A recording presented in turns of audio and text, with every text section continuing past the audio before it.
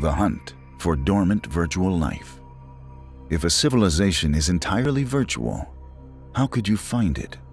The signs of a non-virtual civilization should be easy to spot, as once they reach a certain level of advancement, their impact on their surroundings would be visible from many light years away.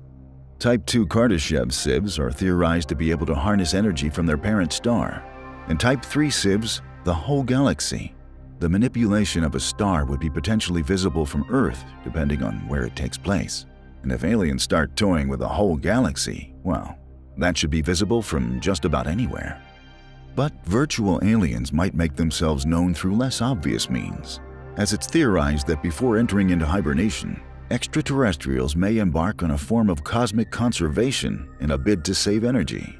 In an interview with Gizmodo, Anders Sandberg implied that we should look for a suspicious absence of processes that would waste resources useful for estivators.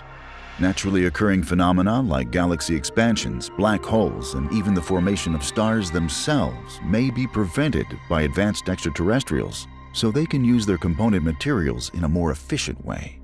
There's been no evidence of such activities discovered so far, but that might be because we haven't been looking for them. The estivation hypothesis doesn't say that virtual civilizations exist, but it does provide us with a new set of criteria to investigate in the event that they do. So if in the future we see a galaxy that should have been separated but hasn't, or we see a large region of gas-filled space where stars should have formed but have not, this may indicate the presence of an advanced civilization who have intervened in the natural processes of the universe. But if we do eventually identify a region of space populated by virtual beings, would it be advisable to try and wake them up? Well, first of all, these beings wouldn't be asleep, so to speak, more so in a state of physical hibernation, which allows their digital selves to remain active.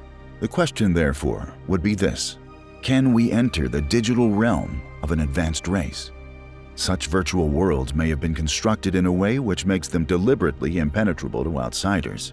But in order to safeguard against external threats, some form of outside monitoring system likely does exist. This would be our way in, with Sandberg suggesting that our own activities with self-replicating probes could be a way to set off an extraterrestrial intruder alarm. Alternatively, to gain access to a virtual world in a non-threatening way, we'd have to create a virtual representation of our physical selves. It would be inefficient to travel across the galaxy and plug ourselves directly into such a reality. Instead, we may need to create our own virtual habitat and deliver our consciousnesses to these beings through some form of faster-than-light communication technique.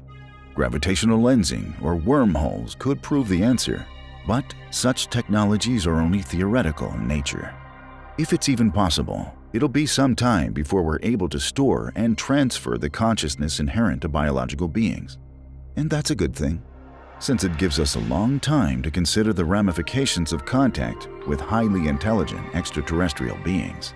For all we know, we inhabit a region of space that these beings consider their property. To advanced aliens, the human race may be no more significant than a patch of mold on a loaf of bread. Another possibility is that a virtual race of beings has no interest in contacting anyone else due to being overdosed on happiness.